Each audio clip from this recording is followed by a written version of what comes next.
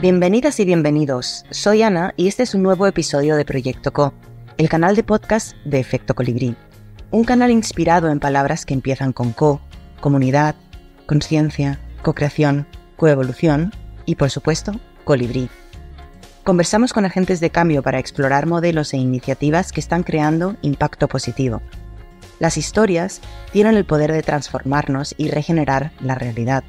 Por eso, en Efecto Colibrí producimos y distribuimos contenidos en formato podcast que inspiren un mundo más justo, equitativo y regenerativo. Conoce más en www.efectocolibri.com. La inteligencia artificial tiene riesgos y nos preguntamos, ¿puede ser buena? Le comparto esta pregunta al ChatGPT y su respuesta fue la siguiente. La respuesta depende de cómo la diseñemos y utilicemos. Si se implementa con ética, transparencia y con el objetivo de beneficiar a la humanidad, puede convertirse en una herramienta poderosa para resolver problemas complejos, mejorar la calidad de vida y generar oportunidades. Sin embargo, su uso indebido o sin control puede amplificar desigualdades y crear nuevos desafíos. Como toda tecnología, su potencial, para el bien o el mal, está en nuestras manos. El ChatGPT lo tiene más claro que el agua. La pregunta que nos deberíamos hacer entonces es, ¿podemos los seres humanos ser buenos? Hoy tengo el placer de filosofar sobre la inteligencia artificial, la inteligencia humana y otros temas junto a mi colega César Rosales, quien tiene una trayectoria internacional en democracia, desarrollo, derechos humanos y tecnología. Además, asesora a organizaciones que promueven la justicia social, la paz y la inclusión en tecnología. Bienvenido a Proyecto Co.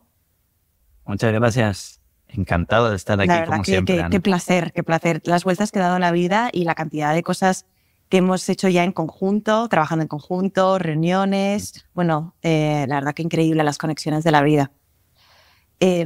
Mira, hoy yo la verdad que tenía un montón de ganas de charlar contigo. Bueno, primero porque te admiro muchísimo como persona y como profesional. Y eres experto en un tema que es hot topic, ¿no? La inteligencia artificial y cómo hacer que sea ética y responsable y cómo, yéndonos hasta más hacia lo profundo, cómo crear estas instituciones que le hagan referencia, ¿no? O sea, que bajen cabeza y digan, estamos dispuestos a gobernar, ¿no? De manera responsable y ética esta inteligencia artificial. Vaya tema, ¿no? Sí, muchas cargas, muchas cosas, ¿no? Es muy tremendo en tantos niveles, pero sí, encantado de comentar, ¿no? Y conversar, que creo que es una conversación abierta de todo el mundo, ¿no? Porque cuéntanos, ¿cómo has ido viendo desde todos los diferentes proyectos en los que estás trabajando el desarrollo del impacto que está teniendo la inteligencia artificial hoy en día en la economía y en la sociedad? Más que experto, me considero explorador. Explorando, conociendo cosas y poniendo mucha pasión, siempre mucha apertura a aprender tantas cosas y a compartir ese aprendizaje. Y así es como me veo. Y creo que eso ha sido muy importante en la manera en la que he podido observar estas dinámicas, ¿no? Antes de trabajar de full time, ¿no? Con esta organización multilateral al desarrollo, coordinando una iniciativa del uso responsable de la IA en los ecosistemas de innovación.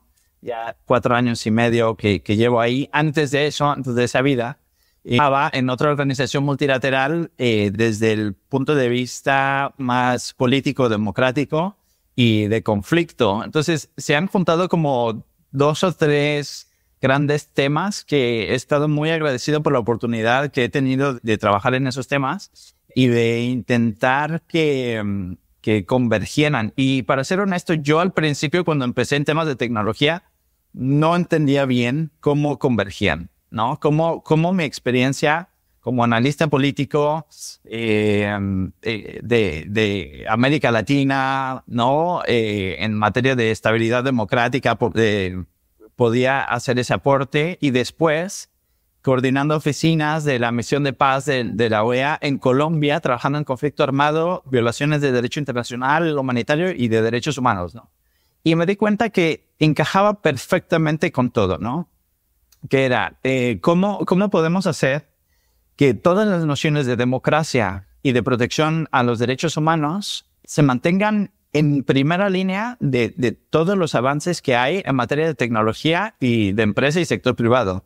Y lo que me di cuenta es que están totalmente separados. Hay una separación, y sobre todo en América Latina hay una separación muy grande entre quienes desarrollan y usan este tipo de tecnología y quienes son las personas beneficiarias de esta tecnología y las que están excluidas del uso y los beneficios de esta tecnología. Por no hablar de los riesgos. Y acá hay una forma de verlo que me gusta en su problematización, que es, podemos hablar de cómo la tecnología de IA es buena, pero tiene riesgos.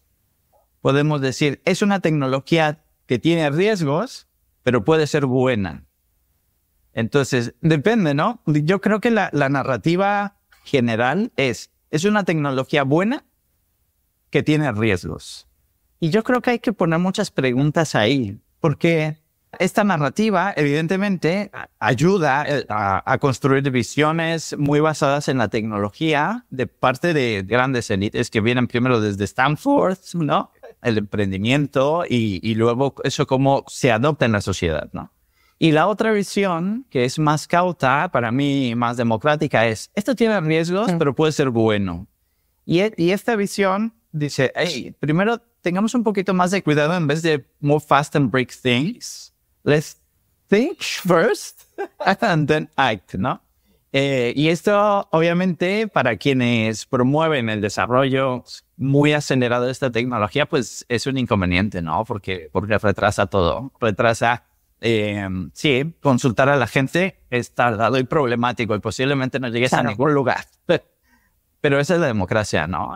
Entonces, ¿cómo se concilia esto? Gracias, mil gracias, porque has tocado un montón de temas que me parecen brutales, y la verdad que gracias por hacer como toda esta introducción también de dónde vienes. Que esta parte de exploración es justamente hablar desde la humildad, ¿no? Como esta necesidad, que yo creo que es algo que necesitamos los seres humanos, ¿no? Como esta parte de estoy en constante aprendizaje, ¿no? Y veo que no soy todopoderoso, ¿no? Que creo que está conectado, por un lado, con lo que decías de los dos abordajes a la inteligencia artificial, ¿no? De uno es, esto tiene riesgos, pero puede ser bueno, y la otra es, doy por sentado que es buena porque lo he creado yo, hombre todopoderoso, ¿no?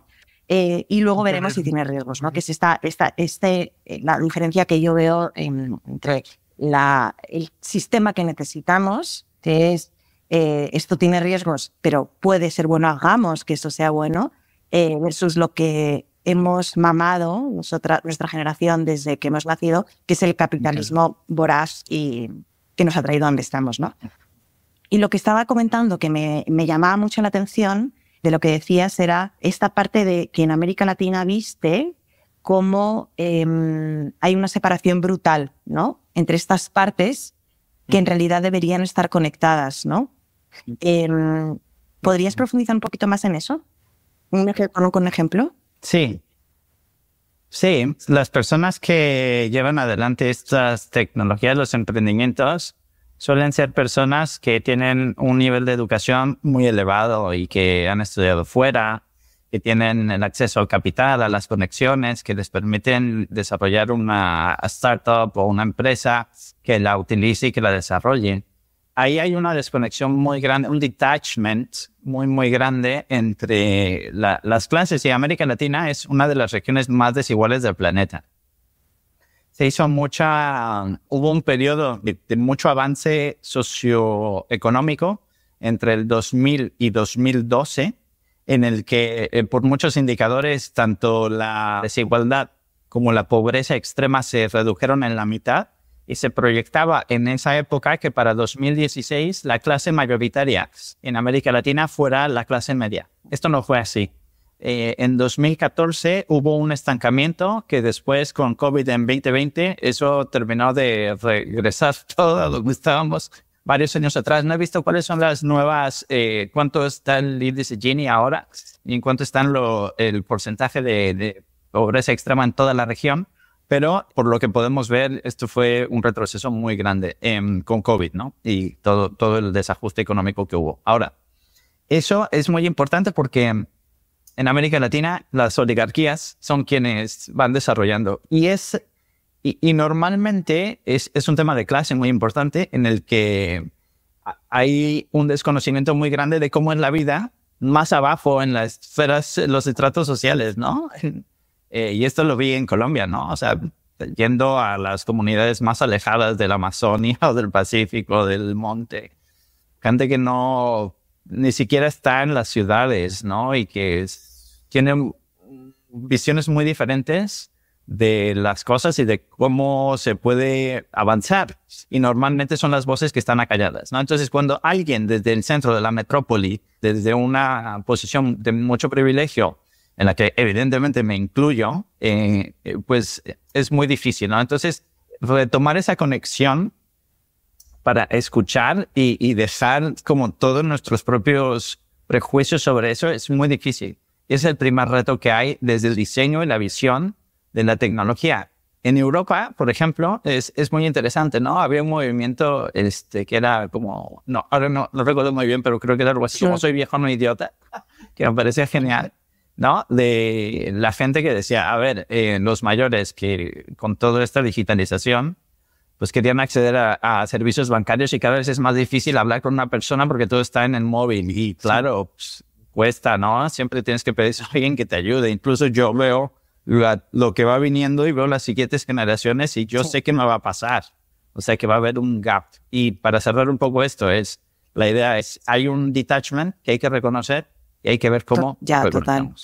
Y el otro día estaba dando un paseo por mi nuevo pueblo y me encontré con una señora que tiene 75 años y le pregunté qué tal la vida, ¿no? Y me empezó a decir, pues, peor que antes, ¿no? ¿Y por qué peor que antes? Pues porque antes vivíamos con la Pachamama, vivíamos con lo que había y ahora los precios están disparados y hay un montón de gente que viene al valle y viene capital de fuera y no respetan las costumbres y todo está carísimo, no podemos ni comer, ¿no? O sea, está carísimo comer porque tenemos que ir al súper, porque, bueno, bla, bla, bla, bla, bla. Entonces, por ahí va, ¿no? Al final es que decían lo mismo y es que es interesante porque este conocimiento y estos valores que son los que necesitamos, muchas veces ya están, ¿no? Y es que ya están, solo es cuestión de mirarlos, verlos y volver a integrarlos en la innovación, ¿no? Porque también, o sea, y lo que decías de bienes del maíz, es que todos estamos conectados, ¿no? Es que es brutal, es precioso. Sí. Y César, ¿cómo hacemos entonces para integrar estas visiones que son, pues, se podría decir que son opuestas, pero en realidad, en mi opinión, son complementarias, ¿no? Porque se trata de crear, es igual que con el tema de los refugiados, ¿no? Que estamos intentando que se adapten los refugiados o que se adapten las personas que están huyendo del hemisferio sur, que se adapten a las leyes y a los sistemas europeos. Pero yo creo que es que ya estamos en un punto en el que tenemos que crear juntos una cosa nueva, ¿no? ¿Cómo lo hacemos en el mundo cómo aplicamos esta lógica en el mundo y en las instituciones y en todo lo que tenga que ver y pueda aportar para crear una inteligencia artificial ética y responsable y al servicio de las personas, ¿no? Pues hay dos niveles, como uno filosófico y otro institucional, más operativo, ¿no? Entonces, la parte filosófica es el modo que ha tenido el desarrollo de la inteligencia artificial tiene un fundamento muy positivista en el que presumimos que toda la realidad se puede reducir a datos. Y es una escuela de pensamiento muy poderosa y muy difícil que, por muy iluminados que haya individuos bastante influyentes en la sociedad, pueden cambiar el curso de una forma de entender el mundo y de su dominación a través de la ciencia. Es muy difícil. Yo no creo que hay casi vuelta atrás, ¿no? Y esto es de hace mucho tiempo. No sé, por ejemplo, a mí me gusta mucho la filosofía alemana del siglo XVIII, ¿no? Entonces, Goethe, ¿no? Era un filósofo que me encanta. Y creo que era una persona muy de lo natural, pero aún con todo ese poderío intelectual, filosófico y legado que ha dejado, nunca pudo cambiar el curso de la visión científica, tecnológica de cómo el hombre, claro. así, o sea, y así domina ¿no? Entonces yo creo que primera cosa es to challenge it, ¿no? O sea, challenge la visión de que todo se puede reducir a datos. Esto es muy difícil porque ahora, en la manera en la que se ha desarrollado la inteligencia artificial, incluso es súper interesante. La otra vez lo escuchaba, una frase que también me dejó pensando mucho. Dijo, los datos ganaron a los algoritmos. Es decir, entre más datos tengas tú, mejor va a ser tu algoritmo, diferente de mejorar tu algoritmo, aunque no recojas tantos datos. La manera en la que funcionan los algoritmos es que si tú tienes muchísimos datos, entonces el modelo se desempeña mejor. Los modelos fundacionales son así, ¿no? Y de hecho, por eso hay un problema entre las lenguas minoritarias. Muchas lenguas minoritarias no funcionan tan bien como el inglés porque no hay tanto corpus de entrenamiento, ¿no? Para estos modelos. Entonces, la victoria de los datos sobre los algoritmos es una manifestación de una visión filosófica de que todo se puede reducir a los datos porque tiene un fundamento positivista científico muy fuerte de cómo avanzan las sociedades. Mover eso, no creo que se pueda mover mucho más allá de que pueda haber discusiones muy interesantes. ¿Y por qué no? Y de hecho, hay muchas feministas que lo consideran así, ¿no? Una, Bell Hooks, sí, ¿no? Que me gusta mucho, que dice, denomina todo el sistema como capitalismo blanco.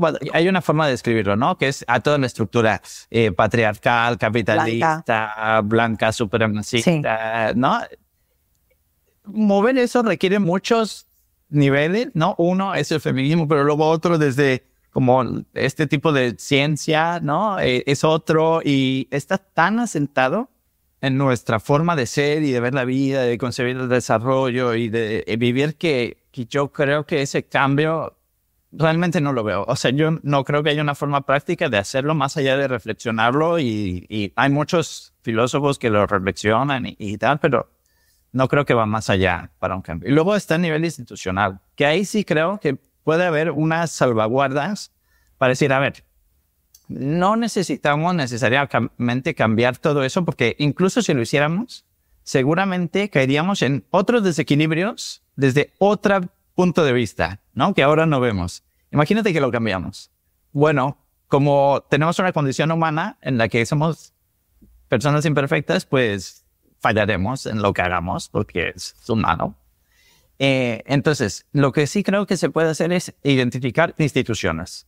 ¿Y qué son instituciones? Instituciones son dinámicas sociales que tienen una estructura y una forma, ¿no?, de resolver unos problemas, ¿no? Entonces, ¿qué instituciones tenemos? Pues una imperfecta, muy imperfecta, es la democracia.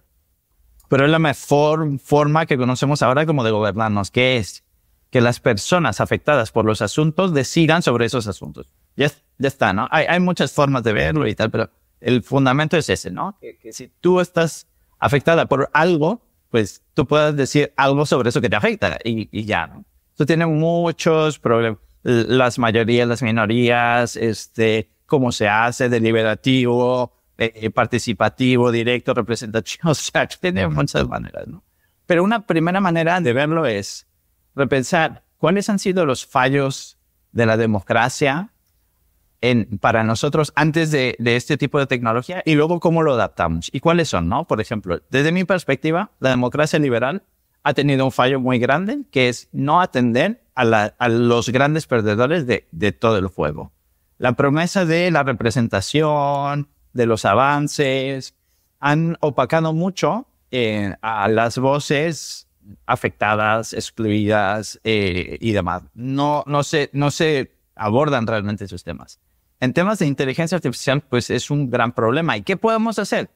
Bueno, pues ser más deliberativos, quizás enfoques de democracia deliberativa, hablar más, tener más conversación y que esa conversación sea vinculante a la toma de decisiones políticas. Y eso yo creo que a ese nivel grande. Y paro aquí porque hay muchas cosas, Sí. ¿no? Pero no sé. Me parece súper interesante porque en realidad, mira, lo que decías de Bell Hooks, ¿no? De cómo se podía, o sea, el sistema patriarcal, blanco, machista, capitalista, etcétera, ¿no? En realidad es como, si lo vemos como una categoría, ¿no? O como varias categorías que están juntas, es como si fuera un universo invencible, ¿no? Pero si las empezamos a deconstruir, ¿no? Que creo que el segundo abordaje, el que has dicho de la democracia, ¿no?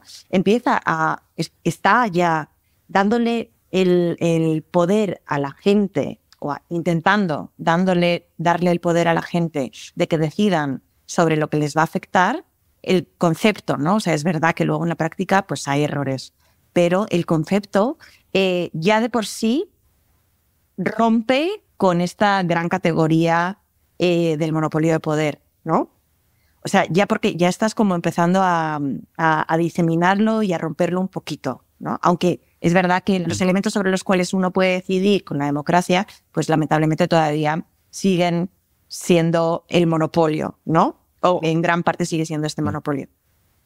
Pero me parece muy interesante es esto, ¿no? Porque sí que ya con el segundo abordaje empezamos a diluir este primer abordaje. Y cada vez más, porque en realidad, y lo que decías, ¿no? De las voces, cada vez somos más las feministas, más los antipatriarcado, no, o sea, más los activistas que estamos como movilizándonos y teniendo, gracias a la tecnología que tenemos, ¿no? Podemos escuchar más voces, ¿no? Entonces yo creo que yo soy positiva, César. Sí, porque es que si no ya es, me pego un tiro y vámonos, de verdad. Sí, un poco sí. O sea, y por esta línea que dices de ir capturando cada vez más voces y llevando a cabo una democracia deliberativa, ¿se están haciendo cosas en el tema de inteligencia artificial? Hola. Sí. Hay cosas. A ver, hay una parte muy filosófica, profundamente filosófica, en la que estamos hablando, que parece como desconectada de la tecnología y que luego que tiene tantas cosas, es tan rico y tan vasto de todo esto, pero tiene una parte muy importante de esa filosofía. Antes de comentarte qué se está haciendo sobre estas cosas, te quería compartir una frase que me encanta en un libro que leí de una correspondencia. Era una correspondencia entre Albert Einstein y Freud. Se escribieron cartas y está documentado y es un librito. Hay una frase que me gusta mucho de Einstein que me ha quedado mucho por muchos años, que dice: lo que sea que haga o diga no cambiará la estructura del universo, pero quizás mi voz pueda contribuir a lo más grande. Unidad entre las personas y paz sobre la tierra. Y yo creo que un poco en tu noción optimista es, mira, yo también, o sea, a ver, mi diagnóstico es muy oscuro en eso, ¿no? Pero estoy haciendo cosas, porque creo que, como tú lo dices, ¿no? O sea, atacar un poquito esos núcleos de poder y ver qué se puede hacer, pues capaz que se puede hacer algo y no sabemos cuál es la repercusión que tendrán nuestras acciones, pero al menos lo intentamos y yo estoy ahí full. O sea, quien quiera conectar y contactar, let's talk, ¿no? Ahora, ¿qué se está haciendo? Hay muchas cosas. Ahora está terminando, ya terminó Summit of the Future de Naciones Unidas, que fue, ¿sabes?, el preludio a la Asamblea General que ahora está ocurriendo en Nueva York y todo el mundo está juntando ahí. Y salieron cosas importantes. AI for Humanity, ¿no? Del reporte de expertos de IA. Bueno, cosas medio commonsensical, ¿no? Era como, bueno, ya sabíamos, pero era importante que un órgano como este lo pusiera en un papelito y dijera, hay que seguir una línea. Sí. Aunque ya lo sabían. pero bueno, está bien. Y luego el otro es el Global Digital Compact, ¿no? Que también es un acuerdo entre los países pues, para la gobernanza de la IA, de las tecnologías digitales. Y aquí creo que desde ese nivel grande la idea es que empiece a haber a nivel global al menos una coordinación de cómo se hace. Y luego cada quien tendrá diferentes aproximaciones. En Europa, pues, tienen una aproximación de una regulación muy marco, que es la de la IA, AI Act, que fue aprobada en mayo y que fue publicada en el diario de la Unión Europea en julio de este año, y que ya tiene un periodo de 6 meses a partir del 12 de julio para entrar en vigor. Y hay otra serie de regulaciones alrededor, que es Digital Services Act, Digital Markets Act y otras históricas GDPR y tal. Es un enfoque muy regulatorio desde un marco. En muchas otras regiones hay diferentes. En Estados Unidos es muy desde el federalismo y creo que hay 120 y tantas AI bills en el Congreso. Cada estado tiene no sé cuántas bills. O sea, eso es un horror. Regulatorio. Y en América Latina, muchas diferentes, desde las que hacen enmiendas a una ley específica en el sector de salud, hasta las que hacen algo un poco más inspirado en AI Act, más desde arriba, y tendremos que coexistir con eso. Entonces, hay diferentes estrategias que ya se están llevando a cabo, un poco desde la gobernanza, pero falta la práctica. Bueno, es una buena señal que empieza a ver el tema de la gobernanza. Normalmente me parece que es interesante que lo que yo he visto normalmente, ¿no?, en el mundo del emprendimiento es que primero surge la innovación y luego llegan las leyes, ¿no? Parece que aquí está siendo un poco una lucha, ¿no? Porque no hay innovación que esté yendo en esta dirección, ¿o sí? Innovación de las empresas, por ejemplo, empresas sociales, inteligencia artificial, que sea ya realmente, que lo esté considerando, que esté yendo en esta dirección para ser responsable con la sociedad, ¿no? ¿O sí? Sí, yo creo que sí. Yo creo que sí que lo hay. Y conozco gente, ¿no? La gente de Ayuda en Acción, bueno, viejos conocidos de por aquí, ¿no? Que sí, se está tomando mucho ese enfoque de la IA desde una manera muy, muy responsable. En Europa un poco más, en América Latina un poco menos, pero también lo hay, ¿no? Es, digamos, un bucket que podemos llamarle AI for Good. Pero AI for Good, si vemos si analizamos el mercado, así, fríamente, es un slice muy pequeño de el resto de AI, que es el AI problemático, ¿no? Entonces, OpenAI también un modelo super for profit y de extracción de datos, que es básicamente eso, ¿no? Primero es la fase kumbaya, vengan todos, atracción. No es el extract cycle de las plataformas corporativas. Todos vengan, yo te lo doy gratis, tú ven, todos hablamos. Dame unos datos tuyos y te lo doy. Y ya que estamos todos ahí, ¡pam! Ya no pueden salir, ahora páguenme, ¿no? Y entonces es eso, ¿no? Y además denme más datos. Y voy a buscar todas las maneras de que te voy a reextraer todos los datos. Entonces estamos ahí, en que esa parte, aunque hay mucho AI for Good, y pues Ashoka tuvo recién en Bilbao una reunión de AI for Humanity, ¿no? Creo que invitaron a Daniel Inerari y yo he hablado con él el año pasado, ¿no? Que nos conocíamos, tuvimos muy buenas amigas. Creo que hay cosas muy interesantes por ahí, pero es poco contra el mamut ese grande. No es mamut, es que no sé qué animal es, porque es grande y ágil. O sea, es grande y ágil, ¿no? Se mueve rápido, tiene mucha plata, tiene mucha gente, es brutal. Y es eso, ¿no? Es ahí. Ya. Y entonces, ¿qué hacemos, César? A ver, ¿qué hacemos? Tanto las personas que consumimos, yo por ejemplo, ya soy clienta de ChatGPT, yo ya tengo la versión Pro, ¿no? Yo quería hacerme. Yo hago. O sea, es que, y además la cantidad de trabajo que me ahorra, a mí y a todo el equipo, ¿no? Es que es brutal. Sí. Y entonces, o sea, que de aquí a 20 años, o de aquí a 10, seamos más realistas, ¿no? ¿Qué futuro nos imaginamos? Vale. No sabemos. y esto lo planteó el secretario general de Naciones Unidas en sus remarks, ¿no? En la Asamblea General, dijo, la IA trae muchas cosas, pero ¿estamos yendo a un futuro más igualitario o con más desigualdad?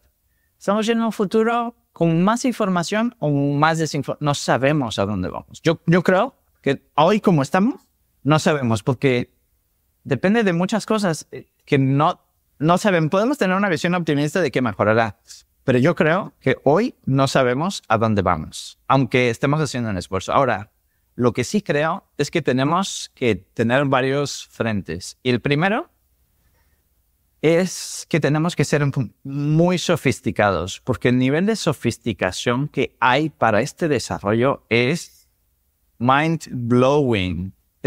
Les recomiendo que escuchen los podcasts de A16Z. Sí. ¿Te suena? Buenísimos. Sí. Son brutales. Y cuando escuchas a Arthur Mensch, ¿no? De Mistral, o cuando escuchas a Fei Li, cuando escuchas a la gente de los labs de Stanford y de Berkeley, el nivel de sofisticación intelectual que tienen es que intimida. O sea, intimida. Si los escuchan, dices... Sí, intimida. Wow. Y yo ahí te pregunto, César, ¿es eso lo que nos hace falta o necesitamos un poco de sofisticación de corazón? Yo creo que una primera plana de sofisticación intelectual. O sea, sí creo. Porque si no podemos estar a la par, esto lo va a comer así frío y duro. Y luego sofisticación de corazón, sí. Se habla mucho de emotional intelligence ahora, ¿no? Ya empieza a surgir un poco el tema de no artificial intelligence, sino emotional intelligence. Pero te diría que ahí el gran reto, o sea, yo creo que de abordar unas estructuras que no hemos podido superar, que una muy clara es el patriarcado, ¿no? Que tiene un efecto emocional muy grande, no solo, o sea, ha afectado, la principal colectivo afectado son las mujeres, pero que no permite a los hombres conectar. Total. ¿No? Y no permite resolverse. No se permite que podamos conectarnos y resolver. Y es un aspecto bien emocional, sí. Porque es de las emociones. Si no resolvemos ese aspecto emocional primero, it's going to be super tough, ¿no? Que podamos llevar eso hacia afuera. ¿Y cuáles son los aspectos? Pues dominación, control, que no te importe lo que te cargas, ¿no? Todas estas cosas que tenemos que resolver para que si vamos a plantar cara con la sofisticación intelectual, también tengamos con el kindness de decir, vale, we're going to do this. Pero te vamos a dar una oportunidad. Vamos a hacerlo en conjunto y vamos a hablar. Y nos va a tomar tiempo. Al mismo tiempo que nosotros que exigimos a estos desarrollos tecnológicos, tenemos que saber que vamos a tener que dárselos para que pueda haber un cambio de dirección. Tenemos que tener mucha paciencia y mucho kindness en cómo lo hacemos, porque lo podemos hacer por la vía mala. Claro. Te voy a denunciar, te voy a mostrar todas tus malas prácticas. Se necesita, se necesita. Hay que hacerlo. Y hay que regularlo, y hay que hacerlo, y hay que tener un activismo muy duro. Hay que hacerlo.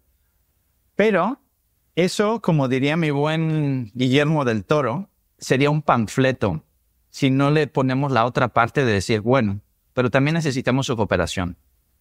Y también necesitamos ser pacientes con ustedes, intentar ayudarte. Y yo sé que a lo mejor a ti te cuesta mucho entenderlo, y por eso estoy aquí, para ayudarte. Y eso es lo que hago. Ayudo a las empresas a decir, mira, esta conversación es difícil, pero te vamos a ayudar. ¿Me tienes la confianza? Sí. Let's do this. Y ahí les recomendamos cómo hacer que su tecnología no discrimine, que sea explicable, que sea transparente y estas cosas. Y eso es lo que yo creo.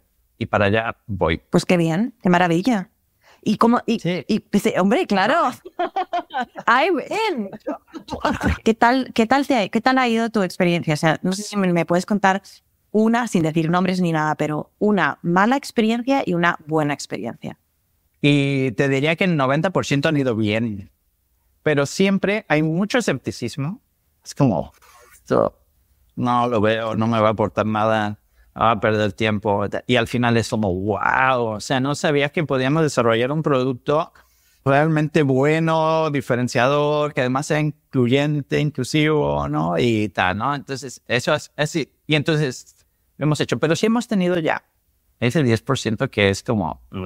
Y entonces, hemos tenido empresas en sectores financieros que les cuesta mucho entender que hay una injusticia detrás de la extracción de datos de la gente para mejorar sus algoritmos y decir, hay preguntas que no se deben hacer. Voy a poner un ejemplo un poco sacando de... que es otro donde he trabajado, que es en la industria de HR, en Employment, Human Resources, People, tal. Que tenemos unos estudios que está publicado en findhr.eu, en Expert Reports, puedes ver y tal. Y en el campo de reclutamiento y selección hay preguntas que una persona sin tecnología no deberías hacer. Hay preguntas que no se hacen y que tampoco se utilizan para informar tu toma de decisiones. Por ejemplo, si yo soy un empleador y tengo una mujer enfrente de mí y le digo, ¿estás embarazada? Esa pregunta es ilegal. Es completamente ilegal.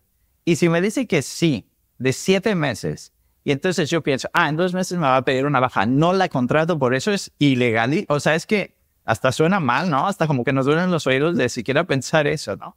Bueno, con la IA puedes hacer eso sin pregunta. ¿Cómo? Yo me meto a tu móvil. No. Claro. O sea, yo soy una plataforma y te digo, mira, yo voy a seleccionar candidatos y voy a ayudar a tal. Métete en mi plataforma e instala mi app. Y entonces mi app lo que hace es que busca información de tu móvil. O a lo mejor no soy yo. Yo subcontrato a alguien que hace eso, porque hay un mercado muy grande de eso. Información en tu móvil. Y veo que tienes la app de embarazo, ¿no? Y veo qué información tiene. Que tiene, ¿no? La has consultado y luego veo tu localización de tu móvil, que has ido muchas veces al hospital. Curiosamente, en la semana 12, en la semana, ¿no? Y entonces digo, el sistema, no yo, el sistema dice, she might be pregnant. You might not like this, ¿no? Because there's a risk that she would not stay here. Y entonces el sistema weights in that, que es injusto y discriminatorio en eso. Y entonces yo les preguntaba a las empresas, oye, ¿tú crees que haces eso? No. ¿Lo has probado? No. ¿Cómo sabes que no lo hace? Chances are that they do not do it, porque tiene muchos, como muchos data points y muchos datos y tal. Pero si no lo prueba, si no haces una auditoría algorítmica, no puedes probarme a mí que no estás discriminando, con lo cual yo no puedo asumir que puedo tener plena confianza en tu sistema. Y ese es el tema difícil. Ahí es en donde está eso, ¿no? Ellos dicen, es que si yo soy como justo, entonces mi algoritmo es menos preciso, con lo cual pierdo competitividad, ya no estoy bien en el mercado y compran a otro que sí lo hace, ¿no? Y ahí está ese es el tema. Claro. Ese es nuestro challenge. O sea, al final es toma de conciencia y regulación, ¿no? Al final será lo que ha pasado con el mundo de los plásticos, ¿no? Que es hasta que no hay normas y sanciones, nadie se pone las pilas. Sí, hay que pasar por ahí, así somos. César, muchísimas gracias por esta charla. La verdad que me ha parecido apasionante. Gracias, a mí también. No sé si hay algún mensaje con el que quieras finalizar y dejarle a nuestra comunidad de colibrís. Bueno, whatever you do, be kind. Be kind. Porque estos temas nos enojan. Y eso no significa que no exijamos. Hay que exigir, pero de nuevo, tenemos que cambiar en la forma en la que lo hacemos. Tenemos que ser implacables en la exigencia, pero también super kind en decir, mira, esto no lo aceptamos. Pero si quieres ayuda, aquí estamos. Y dar la mano y join the movement. ¡Vamos! Muchas gracias. ¡Súper! Gracias por escuchar este episodio. Esperamos que lo hayas disfrutado tanto como nosotras y nosotros. Puedes encontrar todas las referencias del episodio en nuestra página web www.efectocolibri.com/proyectoco. Si te ha gustado, califícanos con 5 estrellas, déjanos un comentario o compártelo con tu red. Esto nos ayudará a llegar a más personas y hacer que la innovación social sea la norma. Así que de antemano, gracias. Si tienes preguntas, feedback o nos quieres presentar a una invitada o un invitado para el podcast, nos puedes escribir directamente a ana@efectocolibri.com. Hasta la próxima.